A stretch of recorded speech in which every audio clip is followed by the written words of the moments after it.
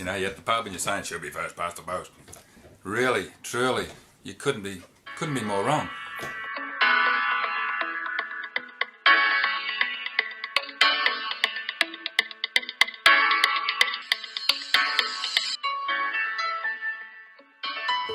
We are the luckiest people on the face of this planet to have a voting system that we have. This preferential voting is brilliant.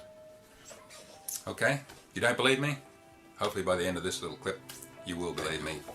Be converted for life. Okay, let's have a look at this then. First past the post scenario. We've got 10 candidates in this electorate. Okay. Do you realise that you could have one of those candidates win with 10% of the vote? How is that fair? You say, well, okay, that's the way it is. But no, wait a minute, let's go back and look at the remaining 90% of the people who didn't vote for him and ask them, if you were to pick someone that you really, really didn't want to be in that spot, that to be representing you, and they all said it was him, you have a situation where you've got someone in there that 90% of the people dislike. They don't want him there. With preferential voting, that can't happen. How brilliant is that? Okay?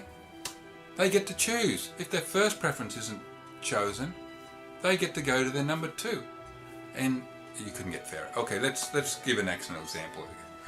Same electorate. Let's have the 10 candidates. Everyone puts in their preferences from 1 to 10.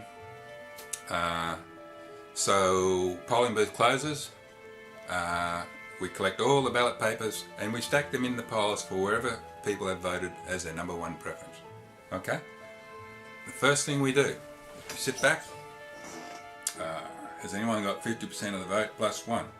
Because that is the majority. Once you get 50% plus 1, you can't be beaten. Obvious. So, but in this scenario, no one has achieved the majority. So, what do?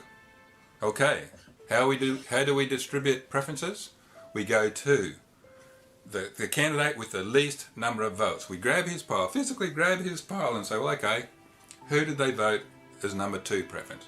You grab that ballot paper and whoever it says number 2, we'll put it on their pile.